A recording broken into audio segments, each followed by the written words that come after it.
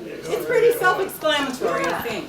We do have a show afterwards, just a PowerPoint presentation of things that we've collected over the years on Keppoch. So you might be interested in sticking around for that. But anyway, we'll start. And then we're also going to be serving some ice cream with house-cat berries and blueberries. So, so that just makes sure you stay through the big There's a little bit of sugar in it, but not a whole lot. That's So, right. and there is sugar in it. So enjoy. So, anyway.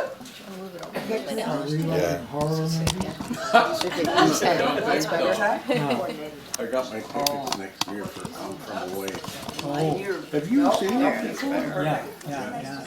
in Toronto. Great. Yeah. Is this Walker in the way for anybody, or? Nope. Farmhouse Lane, the home of the Taylor Miller family of Keppoch for over 100 years. Oh, yes.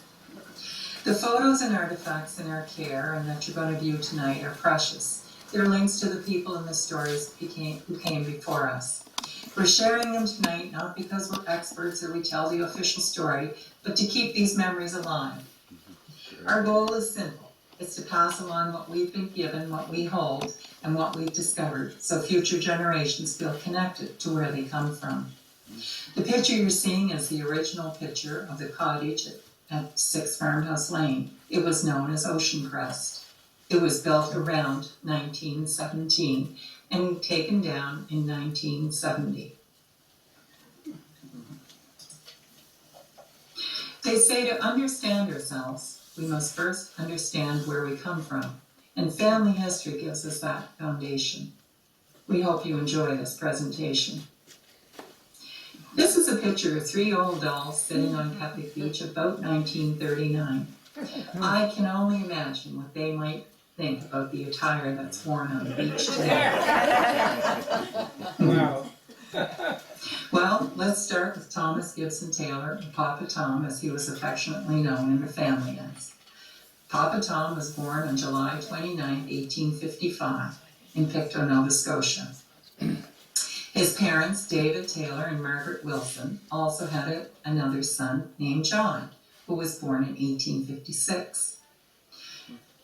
David Taylor, the dad, passed away in 1857 when the boys were only 1 and 2 years old. He was lost at sea. We do know that Margaret remarried and went on to have more children. Brother John went to Alaska in the late 1800s, maybe to find his fame and fortune. We don't know if he had any family or children or a wife or the cause of his death, but we do know that he died in 1900 in Wrangell, Alaska. Papa Tom was likely named after his uncle Thomas Gibson Taylor, who died in 1850. And the name Gibson came from his great-grandmother Agnes Gibson, who was born around 1790. The family immigrated from Scotland to Pictou around 1811. At age 17, Thomas went to sea and later earned his master papers. He traveled around the world and was very accomplished and respected. By 1884, he settled in Charlottetown, where he worked as a government maritime agent. On June 7, 1887, he married Florence Lois Welch, and together they had 4 children. In 1905, he served as sailing master aboard the Canadian survey steamer, the Gullinar, conducting tidal and current surveys on the lower St. Lawrence River. Though not the commanding officer, his role would have placed him in charge of the ship's navigation and daily operations. Papa Tom retired around 1924, about 17 years before his death, and he died on June 25, 1941, at the ripe old age of 85. I remember him well. To what we're sharing tonight can be attributed to Papa Tom. He was meticulous in keeping records, and we're lucky to have access to his personal journals. In those journals, Papa Tom documented everything from the daily barometric pressure and weather to what he ate, who he visited, and who visited who. From June 1935 to December 1935, He also maintained a detailed family ledger, carefully recording financial transactions, the price of goods, and major events that shaped those years. His notes included personal reflections, the impact of family deaths, and an earnest attempt to document the names, birth dates, and death dates of his loved ones. His penmanship alone is something to be admired. But more than that, the care and the dedication he showed in recording family life have left us with a factual and deeply human record of our history. It's thanks to Papa Tom's work that we're able to remember, reflect, and piece together so much of the story. And it's also a thanks to Lois Miller, to Rita Anderson, my mother-in-law, and to Joan Armstrong and others who also passed along family stories and records to us. They also contributed to what you're going to see here tonight.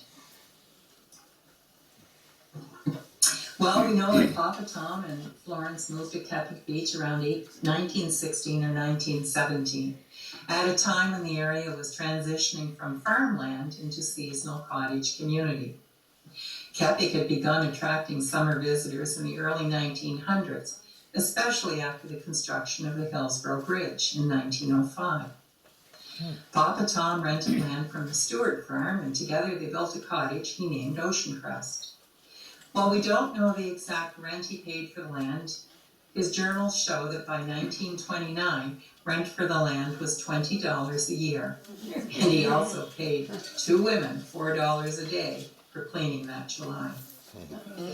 That same summer, he installed a telephone at the cottage for $10.90.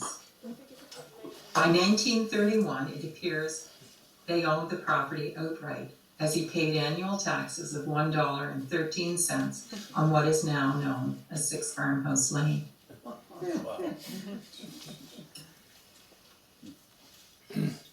Florence Welsh, Papa Tom's wife, was born on November 28, 1861, to Henry Pope Welsh, who was from Charlottetown and likely of Irish descent, and her mother Jane Haynes Coles, also from Charlottetown.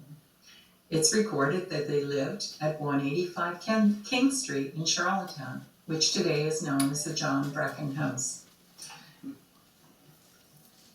They had 4 children. Florence died on August 3rd, 1935, at the age of 73. You know, history often shines a spotlight on the accomplishments of men, and the contributions of women are sometimes left in the shadows. But Florence was no ordinary woman. Her lineage alone is remarkable. She was the granddaughter of none other than George Coles and Mercy Haynes. George Coles, of course, was one of Prince Edward Island's fathers of Confederation. Florence lived a life of adventure, often accompanying her husband on his global voyages. On one of those voyages, off the coast of Argentina, Florence gave birth to their first child, Hazel Lois Taylor, aboard a sailing vessel. Wow. Imagine that, bringing a child into the sea. Imagine that, bringing a child into the world at sea. There's a funny family story about that moment. When it came time to take Hazel's first baby picture, Florence couldn't be in the picture. Her skin was so tanned from the sun that the photographer couldn't capture her face clearly. This little note is lovingly recorded on the back of a photo of Papa Tom and baby Hazel. Florence and Papa Tom were married in June at St. Paul's Church, and they went on to have 4 children: Hazel Irene in this picture, Florence Lois, Thomas Gibson, and Gerda Claremont. Papa Tom adored his wife. When Florence passed away on August 3rd, 1935, right here on this very spot, he recorded his grief in his journals. He recorded his daily visits to her grave, and he recorded the sense that something wasn't right anymore, and the enduring truth that she, in his words, was the most loved wife in the world. Well, here's a group of Keppoch ladies, and Florence is the lady on the left-hand side. Note the X. Here's a couple of pictures of the smart-looking couple in California in 1929. So they got to see a lot of the world. A picture of the Taylor family in 1892. Notice there's only 3 children, and they had 4. Ah, here's the 4th. A picture of the family in 1902. Smart-looking group. Let's meet the first of their children, Hazel Irene. Hazel Irene was born in 1888 off a ship off the coast of Argentina. She didn't touch dry land until she was 5 months old when the family arrived in Barbados. Wow. The eldest of 4 siblings, Hazel took on the role of big sister with quiet confidence and a deep sense of duty. On October 16, 1912, she married Harry Miller, and together they built a life marked by strong ties to the family. They settled in Charlottetown, where they made their home at 283 Fitzroy, a place that would become central to many family memories. Summers were spent in Keppoch, where she and her family would escape the city and enjoy the shore. Among the treasured mementos from that time is a delightful letter she wrote to Papa Tom in 1899, at just 11 years old. She asked Papa Tom for money to buy a wheel. And she also noted that school was ending soon and that they would be going to the country. This tells us that she was determined and practical, even as a child. Does anybody know what a wheel is? Also preserved is a full listing of her wedding gifts, meticulously recorded with the names of the friends and relatives who gave each one. Hazel learned to drive later in life, a testament to her independence. And in her later years, she used a wheelchair, of what the family affectionately called her Welsh knees. Whether this referred to a family condition or a family trait or a nod to a specific condition, nobody knows, but the phrase struck. Hazel died on February 22nd, 1978, at the age of 90 years old. And here's a picture of her at Ocean Crest in 1939, a sharp-looking woman. And a couple more pictures of Hazel through her life. Next, let's meet Florence Lois Taylor. Around 1935, Lois moved to New Jersey, where she married Edmund Story, and she remained a resident of the U.S. for the rest of her life, returning to Keppoch in the summer. A memorable moment in her life came during the royal visit of August 1919, when the Prince of Wales, who was later King Edward VIII, toured Charlottetown. Lois had the pleasure of meeting the prince, and the prince, known for his normal, informal style, shook the hands with everyone he met, including Lois. Lois shared a story with him that charmed him. She relayed the story that nearly 50 years earlier, her aunt, Aunt Mercy Coles, had danced with the prince's father, then King Edward VII, during a visit to PEI. The prince was so intrigued that he requested Aunt Mercy Coles be invited to that evening's ball. And according to the Guardian newspaper, she attended and spent over 30 minutes in conversation with the king.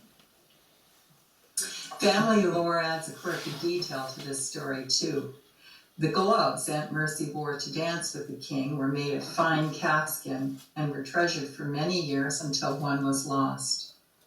Her mother, unimpressed by the surviving single glove, Dorothy called me. sorry about that, unimpressed by the surviving single glove, she is said to have thrown it in the fireplace, declaring, "What good is just one glove?" Oh. However, the black lace shawl Aunt Mercy Coles wore that evening is still preserved today in the PEI archives. Here's Thomas Gibson Taylor. Thomas was born on December 18, 1891, and he grew up in Charlottetown as well. On October 13, 1917, at the age of 25, he enlisted in the war. Like many men of his generation, he answered the call in a difficult phase where reinforcements were urgently needed overseas. While the details of his service are still being pieced together, his military records confirm his commitment to Canada during a time of great uncertainty. Thomas later returned home, part of a generation that was deeply shaped by the war and its aftermaths.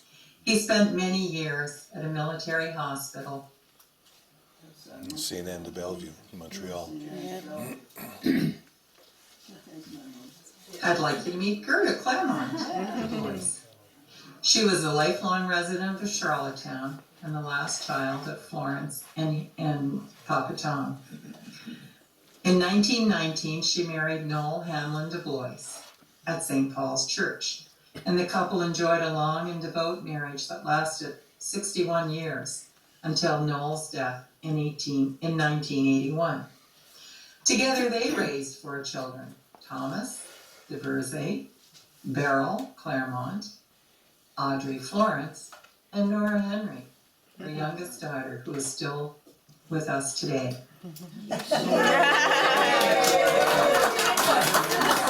Change while remaining closely rooted in her Charlottetown community. She passed away in 1994 at the age of 99, leaving behind a strong family legacy.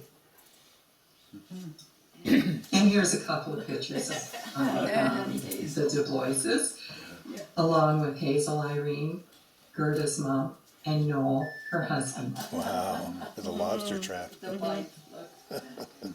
Okay, let's talk a little bit about Hazel and Harry Miller.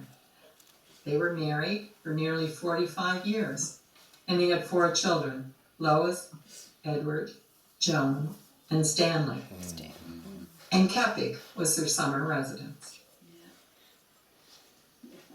Harry Miller was a civil servant and a respected engineer whose career with the Federal Department of Public Works spanned 46 years. He was born in Charlottetown in 1886, and he was devoted to his professional life.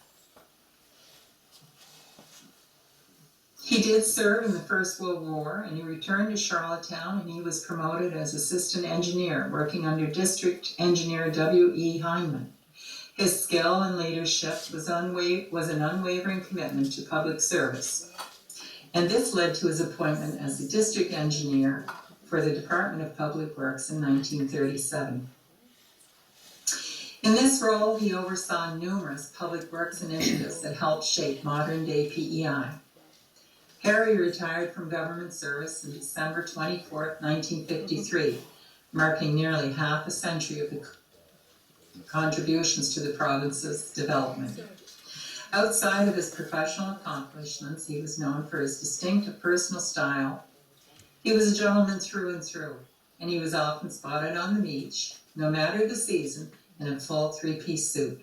He enjoyed the simple things in life: gardening, smoking, his pipe, and spending time outdoors. Harry had 1 brother, Sidney L. Miller, who lived in Ontario. And his father, Leonard Miller, was one of the mayors of the city of Charlottetown. Harry passed away May 31st, 1957.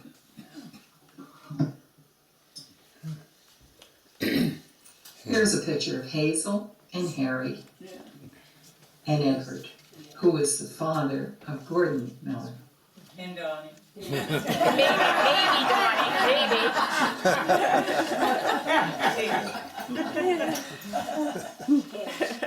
As we said earlier, Harry and Hazel had 4 children: Lois, Edward, Stanley, and Joan. Here they are pictured with their grandmother at Ocean Crest Cottage. Perfect stairs. I believe it's B. Here's Lois Miller. There's Lois. Lois Yeah. was the eldest daughter Yeah. of Hazel and Harry. Lois enjoyed Keppoch, although she normally resided in Montreal. She was a private duty nurse, worked at the Royal Vic, and she swam well into her late 80s at Keppoch Beach. Edward Miller. Edward married Rita Gordon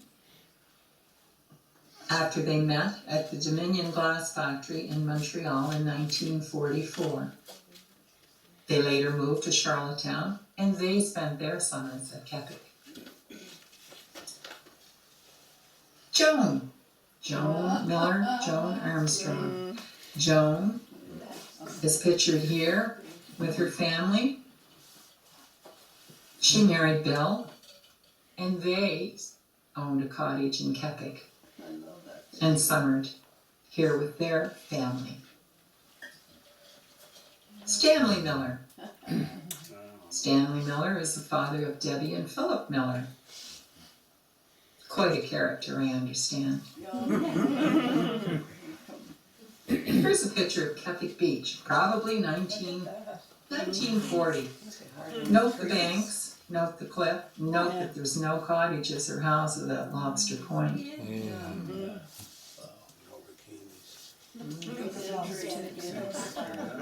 You know, this just offers a glimpse into the rich life of the Taylor and Miller families of Keppoch, a legacy that weaves in many other family names, including the DeBlois Armstrongs, Zinn, Valesky, Fraser, Reed, and countless more. With so many branches and connections, there isn't enough time to showcase every story or every face. So what follows are images from the Miller family album, snapshots of the past. As you view these photos, we hope you recognize someone you know, someone you remember, or perhaps catch a glimpse of yourself in the tilt of a head, the line of a smile, or the way someone stands. Also included are images of Keppoch then and Keppoch now, offering a visual journey through the place that connects us all, its landscapes, its stories, and the generations who have called it home. Oh, and I'd like to share a little aha moment with you. While doing this research, I found a connection to my own family. And this is how it goes.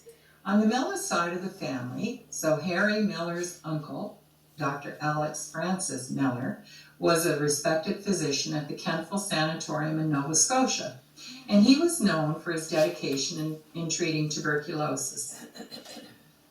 My grandfather, Clifford Beeler, was one of his patients, and he was treated at the sanatorium. Thanks in part to Dr. Miller's care and the efforts of the staff there, my grandfather recovered and went on to live until 85. Imagine my surprise when I discovered that Dr. Miller was the brother of Leonard Miller, my husband's great-grandfather.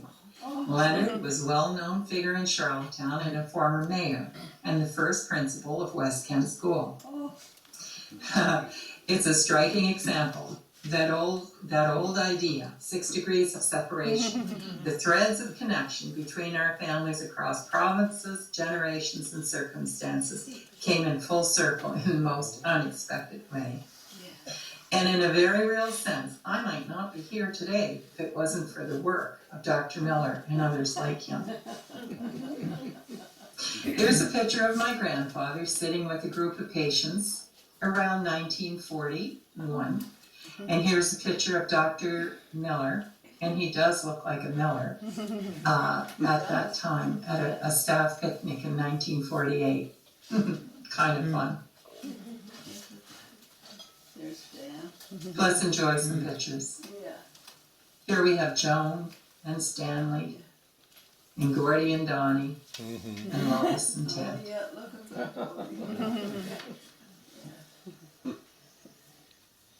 We believe these are ladies who worked at the Stewart farm, Oh. or possibly vacationed there. Huh. Here's a young Joan, Joan Miller, Joan Armstrong. Wow. And there's Lois, standing on a wharf with lobster traps. Who's with Lois? Some bathing beauties today and yesteryear. I think that could be Rita Miller and Marg Dumont. Oh, yes. A family photo.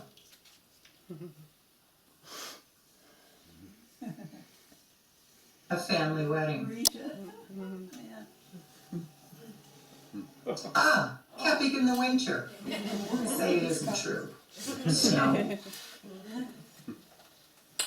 Once again, here's the family. Who's the fifth? I think it was B. Here's the only picture I could find of the inside of the cottage at 6 Farmhouse Lane, the original Ocean Crest. Yeah. That was their bedroom in there, and their kitchen was over there. Winter. Winter.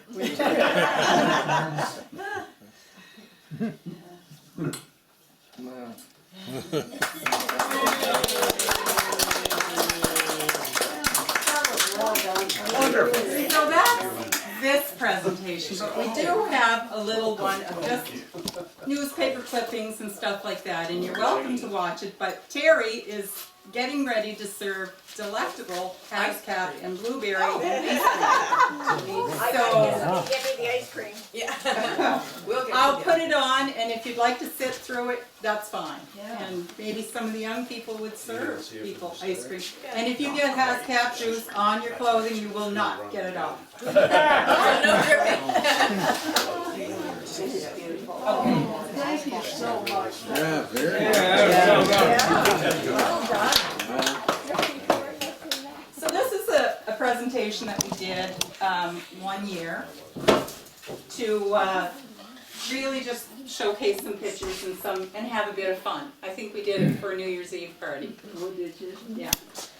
Recorded for the siblings. So once again, here's Keppoch Beach. There's a 3-piece suit, and I believe he's related to you, but I'm not sure how. The gentleman in the suit. The gentleman in the suit. Oh, I'm sure he's related to you. I don't know who he is, though. yeah. Yeah. Palmer? Could be, I don't know. It's around 1940. This is Mrs. Stewart, and she was one of the original owners of the Stewart farm here. Look at her bathing suit. She's down at the shore.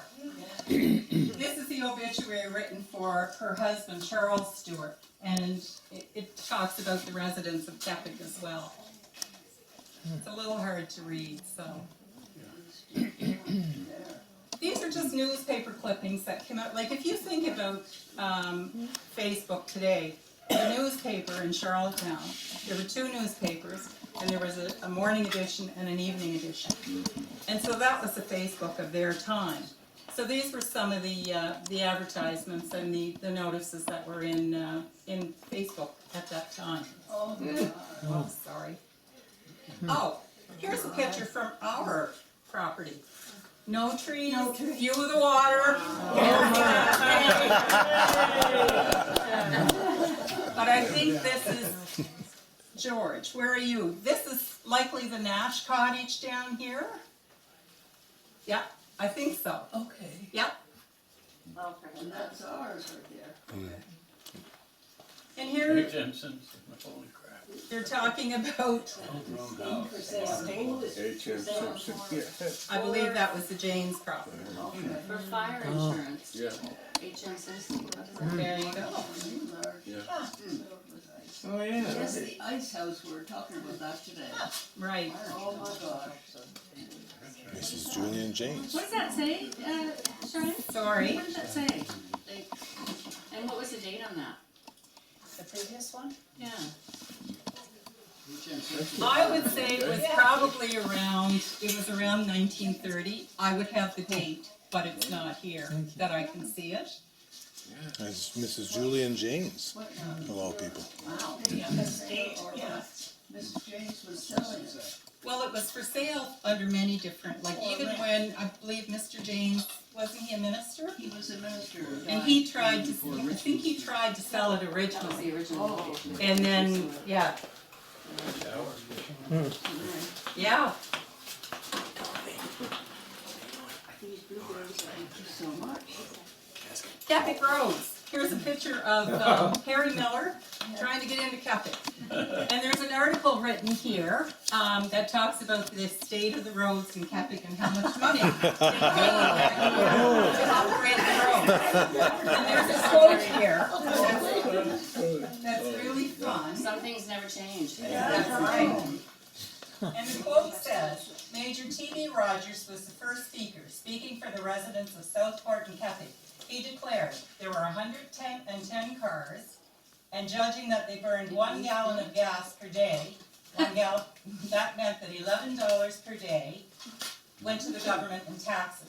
And he doubted that the government spent $11 on the roads in any year. So that was his argument.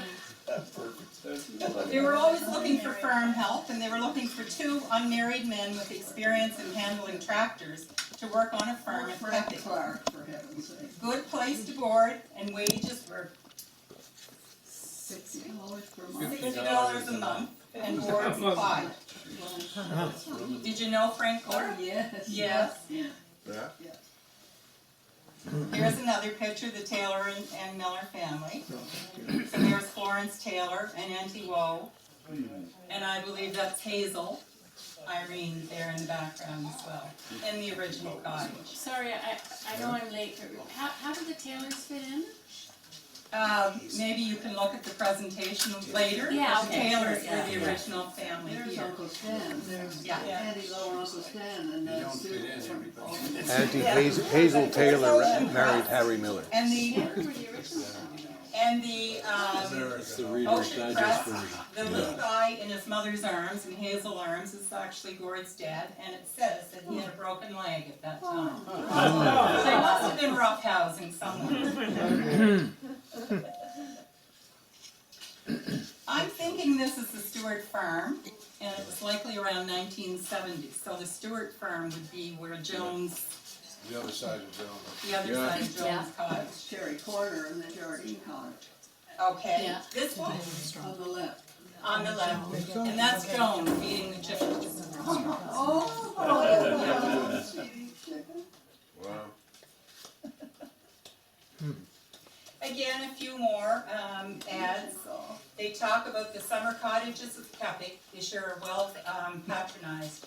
And the time is being pleasantly whiled away with baking, with clam bakes and bathing and much social interaction. As many daily visitors drive over to enjoy the balmy breeze. In our backyard, it's my understanding that Harry Edward, Gord's grandfather, would maintain fabulous gardens. And the whole backyard would be in gardens, and raspberries. And an acre of gardening. Yeah, He was just, because when you came to Keppoch in those days, you came for the summer. You didn't leave, you stayed there. So that was your food. True. yeah. Brought our fridge and stove from home. Here's a birthday party in 1927, and it's Joan's birthday. And then it looks like these are together, but they're not. The other quote here says, "Enjoyable time at Keppoch. The occupants at Keppoch of various cottages had a very enjoyable time on Monday evening. A great bonfire was started on the beach, and all indulged in the delights of a clam bake and a taffy pull. Taffy pull. There was singing and dancing, and the young people all spent a decidedly pleasant time. Some 60 or 70 persons were present. Whoa. Big times. Like the tennis court. Yeah. This is the original cottage here, Ocean Crest, in 1920. And if you look right out there, this is Susan Martin's cottage in the second picture. And that's a picture of Rita. And you'll see there's no trees. And you'll see that the cottage was probably moved there not too much before that date. Is that the old church? Yes. Yes, it is. Okay. It was hauled from where, Gordon? I- Where was it hauled from? I can't tell you, I do not know. But Okay, I know it was a church at one time. yes. The Hudson got rid of it. Yeah, that's right. Was the church at one Yeah. time? I didn't know. Yeah, here's a picture of Hazel and, Florence and Lois in 1935. And in 1911, here's an advertisement for summer cottages for sale. So an ideal summer home at Keppoch, the entrance to the Charlottetown Harbor with a garden and an orchard. In connection belonging to the estate of W.W. Wellner. So the Wellners were here very early in the game. Over down where Palmer is. Yeah. Yes, That's where they were. originally. Yeah. Were they also up where Buntons were? Yes. Yes. I think Yeah. so, yeah. Yeah. Yeah, yeah. Here's a nice ad. Wanted, two maids, friends if possible. One for good plain cooking and the other for light second work and assistance with children. No. Apply at Keppoch. Good summer job, eh? Wanted at once, three good coat makers, steady employment. Now, I don't know who would want coats, but anyway, there you go. I guess that wasn't it.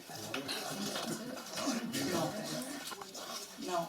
Here's a 1929 picture of Papa Tom and Florence in California, and just another copy of his journal. They went everywhere. They were in the Orient, they were in Barbados, she had her baby off Argentina, like, they traveled. He was a sea captain. Well, and also, we, a number of years ago, we found Papa Tom's photo album, which he has another big photo album at PEI Archives as well of hundreds of pictures he took. Anyway, we traced it back to a trip to Red Bay, Labrador. So we did the trip to Red Bay. And while we were there, we went to parks and we said, could you tell us where these pictures are? And they showed us where the pictures were taken, the island that they were on, and it's quite interesting. It's quite, yeah, it's quite special. Papa Tom and baby Hazel Irene, we already talked about this one. More of the garden and more of Hazel. Ah, here's Lois, there's the pump. And the pump was right out here in the backyard. Probably originally belonged to the farm, but anyway. And I think Lois had just gotten a haircut that day. I think it also says something about the wealth, maybe, of the family, that they had a camera in those days and were able to take pictures, because I don't know that too many exist in other families during this time. A picture of Lois at Ocean Crest. Ah, shenanigans on the beach. I do think that this is Lois Miller, and Julian James. Julian. Julian. And like I said about Facebook, if you wanted to know who was where, there were always notices like Miss Lois Miller arrived home Saturday night from Montreal to spend the holidays with her parents. Good So times, always by knew all. who was coming or going. And that is, The happenings of the week. that's right. Here's an early picture of, I'm not sure if this is Keppoch or not, but that is Florence Taylor on the deck, and that is Lois and her little brother Ted Miller in the pram. And the heading is called My Big Brother and the Wild Engine. Politically correct press. Here we go, maybe someone can write this up. A film show at Keppoch. Over 50 residents of Keppoch enjoyed an outdoor film last evening at Mr. and Mrs. Noel Du Bois' lawn. The Red House film Water Safety was featured. Other films on swimming and life saving were shown too. Miss Felicia Arsenault introduced the films and spoke briefly. Felice. You taught Red Cross Water Safety. Was that before Nora taught us swimming? Evelyn Cudmore? Yeah. You know, in the early minutes of Keppoch board minutes, in the early days of Keppoch board minutes, when we were younger, there was a lot of time taken up about whose children were misbehaving at swimming lessons on the beach. That was what they talked about. And you were on the list, Andrea. Mark Dumont and Rita, and I would say that would be 1947, something like that. And Marg is still with us today, and I think she's 103. Just celebrated 103rd. So swimming at Keppoch Beach must have medicinal properties. Wow. And a picture of Harriet. Driscoll's on there. Yeah. Now here's a fun story. June the 11th, 1911. On Saturday afternoon, the sailors of the HMCS Noble landed on Blockhouse, where they enjoy the afternoon in rifle practice. A number of officers from the ship took advantage of the tide on Saturday and testing their skill as fly fishermen at Trout Point and Keppoch. Oh, really? So, Gee, there was interesting. lots of activity. Thank you, Al. Would the hospital have still been down there? I have an article out there on the hospital, I'm not sure. No, I don't think it would have been there, no. I think it was taken down in 1937. So it would have been there. Yeah. Again, talking about more cottages to rent at Keppoch and to see Wellners, so Wellners must have had a cottage that they let out quite often. And the valuable property, it speaks of the Janes property in Keppoch and all the beautiful accoutrements that were there. Yes.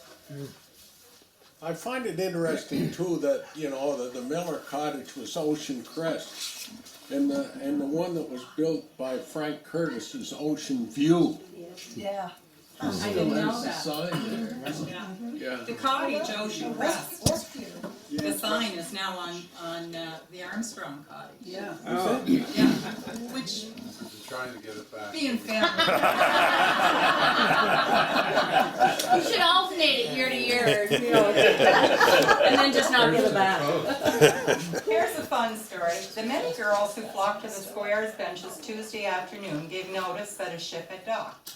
And in almost the same way, a group around Queen's Square gave notice by their reddened eyes on Tuesday morning that they were on a weenie fried at Keppoch Beach that night.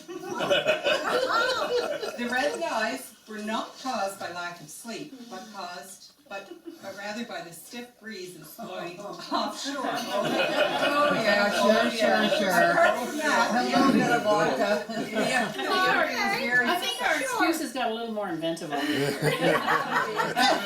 Fake news. Many thanks to Art Perry for handling the wheel of a truck and kindly loaned it for the trip, for the regiment. Here's Hazel Miller, and she's obviously having a birthday party or maybe a Sunday school picnic here at Ocean Crest. This one's Auntie Hazel on the front? Yes, it is. Really? Did they go back into town for church every Sunday?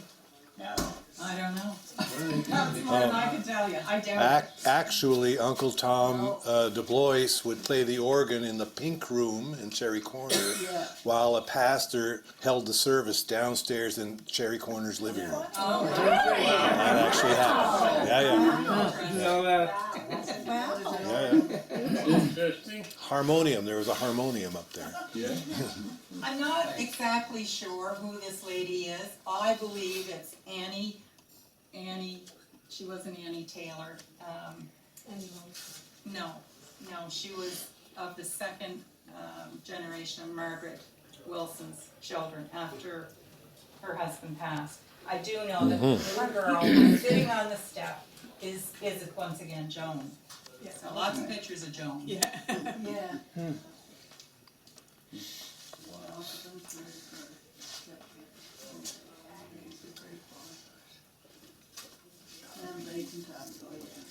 So here's an article. It says there's great activity by the summer colonists at Keppoch in preparing their places for early occupancy.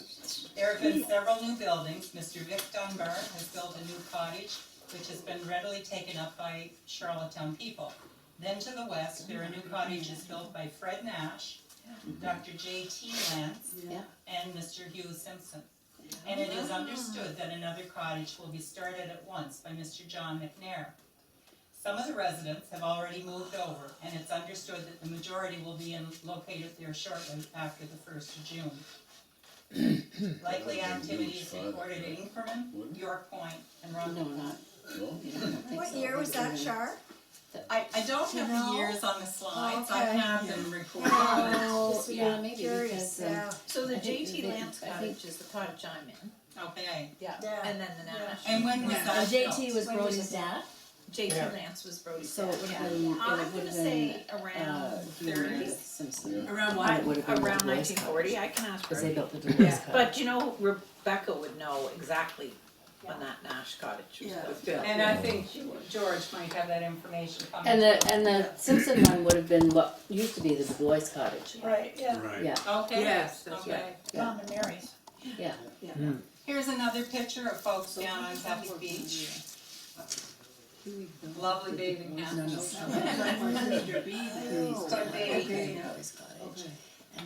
Just see the picture here, see the bathing houses that were back there, we often hear people talking about the bathing houses, but there they are, so that's what you changed it. And I understand other things going on in I think that's your dad. That's your dad in front sitting with the pipe? Yeah. Once again, Lois and her mother, and her grandmother. Yeah, her mother, Florence Taylor and Lois Taylor. That's Lois interesting, it Miller. says That's Keppoch Lois Estates, Miller. because Keppoch Lois Miller. Estates Well, was this would be after 19, yeah, this That's would be in Lois the Miller. 60s. Oh, okay. And Florence, that would be her grandmother. Yeah. But that sale sign would be in the 60s. Could be. Could be the lots, yeah. Yeah, because Any idea Keppoch how was much the formed in lots would have gone 1960. for? Andrew? $1,000. Really, It was either 1,000 or 1,500 because the people that were here, Jewelry store. This is another Keppoch picture of Estates Joan and her immediately mother sold in the their lots bathing back to the people attire. that were here. Yeah. And it was either 1,000 or 1,500. Okay. I think it was 1,000, yeah. You're right. Okay. That sounds like I got money back. That looks like the day we take our swimming lesson. Anyone that did their test at Keppoch Beach, that was the day. I thought about Abby when I read this. I said a rough sea yesterday afternoon. Miss Evelyn Henry, daughter of Mr. and Mrs. Stewart, swam from Charlottetown bathing houses to Keppoch. So they were doing it just. How are they related to you, Nora? Who are you talking Well, in the newspaper article there, it says. That was the Henry's on. That's the Henry farm. Oh, the Henry. Where were the on Henry Lane. Charlottetown bathing houses? Like where would they have come from? Would that be Victoria Park. Victoria Park. Was that the Henry place? Yes, yeah, yes, we did, yeah. Wow, interesting. Another picture of the family in Pownell, and I'm not sure what the relationship was down there, but I know there was a store. And I know they used to purchase brooms, straw brooms and stuff down there, but I, Geez, we don't get that publicity today. Thank some God. of these. This is down Donnie. in Fulton. Donnie. Fulton, sorry, so this is a party, and there in the picture is, I'm gonna say, Jeff, Doc, Ted, Steve, Sweetie, and Dan, who's Sweetie.